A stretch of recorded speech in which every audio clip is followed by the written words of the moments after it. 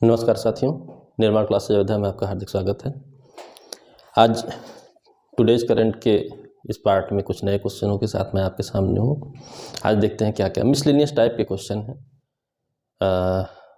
थोड़ा इम्पॉर्टेंट, बहुत ज़्यादा इम्पॉर्टेंट नहीं, लेकिन ऐसे क्वेश्चंस के पूछे जाने का ट्रेंड है, इसलिए पढ़े बिना भी नहीं छोड़ा जा सकता है। इनको देखते हैं, इनमें आज क्या क्या प्रमुख चर्चित क्वेश्चन हमारे रहे हैं। अफगानिस्तान की चर्चा है आज। अफगानिस्तान का नया नाम हो गया है इस्लामिक अमीरात ऑफ अफगानिस्तान, यानी कि इस्लामिक अमीरों का समूह के रूप में अफगानिस्तान को बना दिया गया है। और तालिबानों का शासन स्थापित हो गया है, उनकी अंतरिम गवर्नमेंट भी आ गई है, अंतरिम सरकार भी आ गई है। तो अंतरिम सरकार में कौन कौन आए हैं? तो जो संस्थापक थे मुल्ला मोहम्मद अमर, उनके करीबी हैं मुल्ला हसन अखुद, जिनको प्रधानमंत्री बनाया गया है, यानी कि कार्यवाहक प्रधानमंत्री के रूप में मुल्ला हसन अखुद जी आए हैं। ये संस्थापक जो हैं तालिबान के, उनके करीबी माने जाते हैं। और उप प्रधानमंत्रियों की भी नियुक्ति बहुत से मंत्रियों की हुई, लेकिन कम से कम प्रधानमंत्री उप प्रधानमंत्रियों को जानना रहेगा। तालिबानों के अनुसार ये चर्चित व्यक्तित्व भी हैं, सरकार में भी जो है महत्वपूर्ण भूमिका में है, इसलिए माना जाएगा। ठीक है, तो उप प्रधानमंत्री में मुल्ला अब्दुल गनी बरादर जी हैं, इनसे और भी क्वेश्चन बनेंगे आपके। और मौलवी अब्दुल सलाम हनाफी जी हैं। दो लोगों को उप प्रधानमंत्री बनाया गया, यानी कि दो लोग हैं उप प्रधानमंत्री के रूप में, और एक आपके प्रधानमंत्री हैं मुल्ला हसन अखुद जी। ठीक, अंतरिम गवर्नमेंट स्थापित हो गई, नया नाम इस्लामिक अमीरात ऑफ अफगानिस्तान रख दिया गया है। तो जाहिर सी बात है, जितनी चर्चा है, जिस हिसाब से प्रश्न आने की आपको पूरी संभावना है। लगातार देखिए मीडिया में अफगानिस्तान तालिबान, अफगानिस्तान तालिबान, अफगानिस्तान तालिबान पिछले कुछ समय से लगातार चल रहा है। तो लगातार चल रहा है तो छोटी छोटी बातों को भी देखना होगा। तो आपके ये प्रश्न वहाँ से सबसे इम्पॉर्टेंट है। बाकी चर्चाएं होती रही हैं, इनसे जुड़े ऑपरेशन भी आप पढ़ चुके हैं, भारतीयों को वहाँ से लाया जाना। ठीक है, तो वैसी फिर 2+2 वार्ता, ये दूसरा आपका प्रश्न है। 2+2 वार्ता, ठीक है, दो देशों के बीच, एक ओर तो भारत रहता है, दूसरी ओर दूसरा देश रहता है, मंत्री स्तरीय वार्ताएं हैं ये। ठीक है, भारत ने पहले जो है जापान से, फिर यूएसए से, फिर ऑस्ट्रेलिया से भी जो है शुरू कर दिया है। ठीक है, यानी जापान, यूएसए, ऑस्ट्रेलिया, इन सब से तो हो ही रही है। ठीक है, हर वर्ष होती है मंत्री स्तरीय 2+2 वार्ता, जो आपसी सामंजस्य है उसको और अच्छा बनाना, पॉलिटिकल रिलेशनशिप को और मजबूत बनाना, व्यापारिक गतिविधियों को और बढ़ाना, तमाम ऐसे मुद्दा रहता है। वैश्विक शांति के लिए, आतंकवाद के खिलाफ मिलजुल करके प्रयास करना, बहुत से ऐसे मुद्दे रहते हैं। ठीक, बायलैटरल टॉक्स हैं, द्विपक्षीय वार्ताएं हैं। 2+2 एक कैटेगरी बना दी गई है, कैटेगरी का नाम है 2+2 वार्ता, यानी कि देशों का कोई समूह नहीं है, एक भारत है, दूसरे जिससे बायलैटरल टॉक कर रहा है, इस प्लानिंग के तहत उससे संबंधित है। और रूस से भी किए जाने की प्लानिंग चल रही है कि 2+2 वार्ता इन सब देशों से करने से जो हमारे फायदे हो रहे हैं, तो रूस भी हमारा पुराना सहयोगी है, इससे भी किया जाना चाहिए। तो हो सकता है इस कैटेगरी में नया नाम रूस भी आपका शामिल हो जाए, इसलिए इनको जाने दीजिए फिलहाल यूएसए, जापान और ऑस्ट्रेलिया। ठीक है, ब्रिक्स आप जानते हैं सैकड़ों बार प्रश्न आया हुआ है, चाहे सम्मेलन से प्रश्न आया हो, चाहे सदस्यों से प्रश्न आया हो, चाहे थीम से प्रश्न आया हो, कुछ भी हो, लगातार प्रश्न आ रहा है। तो जानना पड़ेगा आपको। 13वां शिखर सम्मेलन ब्रिक्स का हुआ, वर्चुअल हुआ, फिजिकल नहीं हुआ। क्यों? आप जानते हैं कोरोना काल का दौर है, आना जाना, संक्रमण बढ़ने की जो है खतरा है, क्वारंटाइन रहना ही बेहतर है, संक्रमित से संक्रमित होने के खतरे ज़्यादा रहते हैं। ठीक है, सेपरेट रहेंगे ज़्यादा बेहतर रहेगा। तो वर्चुअल सम्मेलन किया गया, राष्ट्राध्यक्षों का ये सम्मेलन होता है आपका। फिलहाल वर्चुअल में भी मेजबान कौन था? भारत की मेजबानी में हुआ। ठीक है, भारत ने लीड किया। ये तीसरा, ठीक है, थर्ड दौर था जो शिखर वार्ता भारत के मेजबानी में हुआ। पहले दो वर्चुअल थे, पहले दो फिजिकल थे, इस बार वर्चुअल रहा, भारत मेजबान रहा, तीसरी बार भारत की देखरेख में हुआ।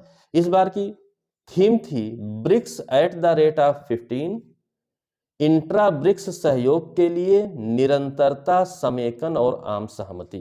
ठीक है, यानी ब्रिक्स देशों के बीच सहयोग बना रहे उसके लिए निरंतरता भी रखना है, सहयोग के साथ साथ समेकन जो कुछ छोटा हो उसे और समेकित कर लिया जाए और आम सहमति से ये सब बातें हों, इसके लिए जो है थीम रखी गई। और इस ब्रिक्स में B for Brazil, R for Russia, I for India, C for China, S for South Africa. तो Brazil, Russia, India, China, South Africa 5 देश इसमें शामिल हैं। पहले ब्रिक था, Brazil, Russia, India, China BRIC के रूप में जाना जाता था। अब ब्रिक्स के रूप में जाना जाता है। 2011 से साउथ अफ्रीका भी आपका शामिल हो गया। तो 2011 से साउथ अफ्रीका जब शामिल हो गया तो ब्रिक्स बन गया। और सबसे महत्व तो ब्रिक्स का इस बात का है कि ये अगर वर्ल्ड जीडीपी की बात की जाए तो ये 42% जीडीपी पर कवर करते हैं। पूरे विश्व की 42% जीडीपी इन्हीं 5 देशों के पास है। और जनसंख्या की अगर बात की जाए तो यह भी 42% के लगभग जनसंख्या भी ये कवर करते हैं। यानी 5 देश आधा विश्व के लगभग हैं। तो कितना महत्वपूर्ण संगठन होगा इस बात को आप समझ सकते हैं। तो इसको समझिए, ठीक है। ब्रिक्स का शिखर सम्मेलन हुआ, ठीक। इसके बाद अगला आकस, एक नया समूह बना है और मोस्ट इंपॉर्टेंट क्वेश्चन रहेगा आपका। आकस मोस्ट इंपॉर्टेंट क्वेश्चन रहेगा। AUKUS, आकस मोस्ट इंपॉर्टेंट त्रिपक्षीय संगठन है, ऑस्ट्रेलिया, यूके और यूएसए का, ठीक है। ऑस्ट्रेलिया, यूके यानी कि यूरोप, यूएसए यानी नॉर्थ अमेरिका, इन 3 जगहों का संगठन है। त्रिस्तरीय त्रिपक्षीय संगठन है। किस लिए बनाया गया है? हिंद प्रशांत क्षेत्र में शांति संतुलन हेतु। हिंद प्रशांत क्षेत्र आप जानते हैं, ऑस्ट्रेलिया, अमेरिका, जापान, भारत तक उस क्षेत्र में पूरे आ जाते हैं, ठीक है, क्योंकि हिंद महासागर में भारत भी स्थित है। इस क्षेत्र में शांति हेतु डायरेक्टली नहीं कहा गया, लेकिन इनडायरेक्टली यहाँ यही था कि चीन की बढ़ती हुई गतिविधियां, बढ़ता हुआ हस्तक्षेप आने वाले भविष्य के लिए उचित नहीं है। तो उसी के प्रत्युत्तर में एक संगठन बना दिया गया त्रिपक्षीय, ऑस्ट्रेलिया, यूनाइटेड किंगडम और यूएसए का आकस के रूप में। चीन ने विरोध भी दर्ज कराया है, चीन ने विरोध भी दर्ज कराया, कोई बात नहीं, संगठन बन गया। इसी तरीके से जो है हिंद प्रशांत क्षेत्र के लिए, यानी हिंद महासागर, प्रशांत महासागर का जो क्षेत्र है, इसके लिए ऑलरेडी एक संगठन बन चुका है, क्वाड जिसका नाम है, ठीक है। ये एक अन्य संगठन है। ये 4 पक्षीय है, 4 देश इसमें शामिल हैं, यूएसए, ऑस्ट्रेलिया, जापान और भारत। तो आप देखिए, यूएसए, ऑस्ट्रेलिया दोनों में कॉमन है, क्वाड में जापान और भारत भी शामिल है स्पेशली, और आकस में यूके शामिल है, ठीक है। तो 2 देश कॉमन है, यूएसए और ऑस्ट्रेलिया। आकस और क्वाड में हो सकता है इस तरीके से प्रश्न पूछ ले आपका कि आकस और क्वाड संगठन में कौन से देश शामिल हैं। दोनों का उद्देश्य क्या है? हिंद प्रशांत क्षेत्र की व्यवस्था, ठीक है, यहीं पर इनको सामंजस्य स्थापित करना है। तो ये बात याद रखे रहिएगा। क्वाड भी मोस्ट इंपॉर्टेंट क्वेश्चन भी पूछा जा चुका, फिर पूछेगा, आकस से भी पूछेगा, ठीक। टाइम पर्सन सूची आई है हाल फिलहाल में, ठीक है। टाइम मैगजीन है यूएसए की, टाइम मैगजीन है यूएसए की। ये हर वर्ष 100 शक्तिशाली व्यक्तियों की सूची देता है पूरे विश्व में, ठीक है। तो Xi Jinping, Barack Obama, Joe Biden, तमाम लोग तो रहेंगे ही रहेंगे। इंडिया स्पेशली आपको जानना है, ठीक है। इंडिया स्पेशली जानना रहता है, इंडिया से विशेष तौर पर प्रश्न आता है। तो 3 व्यक्ति भारत के भी शामिल रहे हैं, श्री नरेंद्र मोदी, श्रीमती ममता बनर्जी और आदर पूनावाला, ठीक है। 3 लोग भारत के भी इस बार शामिल रहे हैं। पिछली बार 5 लोग थे, इस बार 3 ही लोग हैं, जिसमें से नरेंद्र मोदी जी 5वीं बार हुए हैं, ममता बनर्जी जी की एंट्री हुई है और आदर पूनावाला की। तो मोदी जी के बारे में आप जानते हैं, ठीक है। ममता बनर्जी जी दीदी के बारे में भी आप सब कुछ जानते हैं, ठीक, इनके इंट्रोडक्शन की जरूरत नहीं है। एक नया नाम है आदर पूनावाला, ये जानना जरूरी है, नए सिरे से चर्चा आई है तो जानना जरूरी है। आदर पूनावाला सीईओ हैं serum institute of India, serum institute of India. तो इस कोरोना काल में क्या इस इंस्टीट्यूट का भूमिका रही है आप जानते हैं।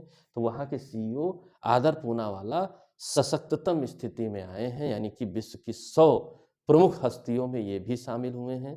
ठीक है, मोदी जी 5वीं बार, ममता बनर्जी जी और आदर पूनावाला 3 लोग इस बार भी भारत के शामिल हैं विश्व के सबसे शक्तिशाली व्यक्तित्वों में। ठीक, याद रखे रहिएगा।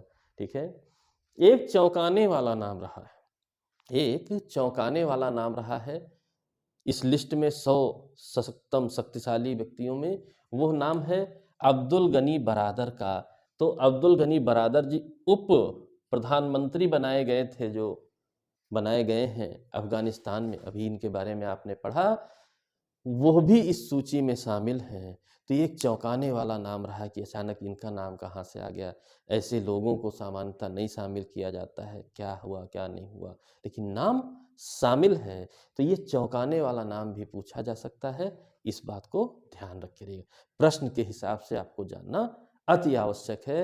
अब्दुल गनी बरादर जी भी इस लिस्ट में शामिल हैं टाइम पर्सन के 100 सर्वाधिक शक्तिशाली व्यक्तियों में। ठीक है, क्वाड, जो ये अभी क्वाड हमारी चर्चा में आया था, ठीक है, हिंद प्रशांत क्षेत्र का एक संगठन के रूप में। ठीक है, उसका भी शिखर सम्मेलन हुआ है वाशिंगटन DC, यानी कि USA में। वाशिंगटन DC USA में है, USA की राजधानी है।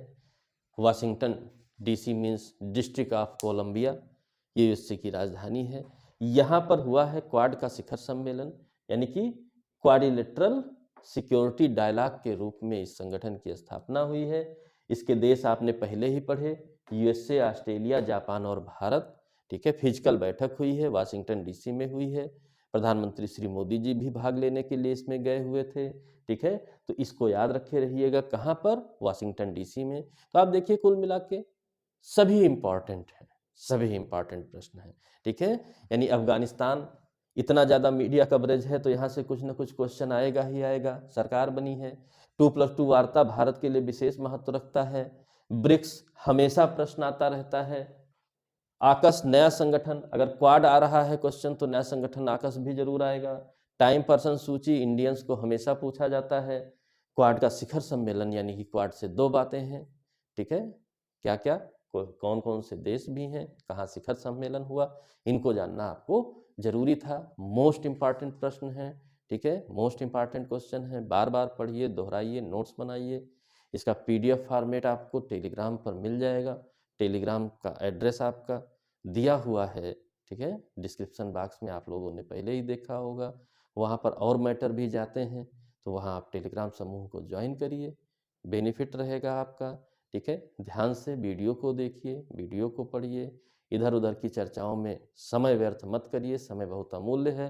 ठीक है, इसलिए वीडियो सिर्फ टॉपिक टू टॉपिक चल रहे हैं, ना कि यहाँ पर कोई हंसी मजाक करना है या कोई, ठीक है, मनोरंजन नहीं करना है। करियर बना लीजिए, मनोरंजन तो इसी में, पढ़ाई ही तो मनोरंजन है विद्यार्थी का।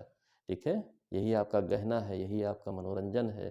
तो फिजूल की बातों में, फिजूल के वीडियोज़ में अपने आपको मत इन्वॉल्व करिए, समय का मूल्य नहीं लगा पाएंगे। ठीक है, कि फ्री ऑफ कास्ट अवेलेबल है तो फिजूल की जगहों पर समय व्यतीत करिए।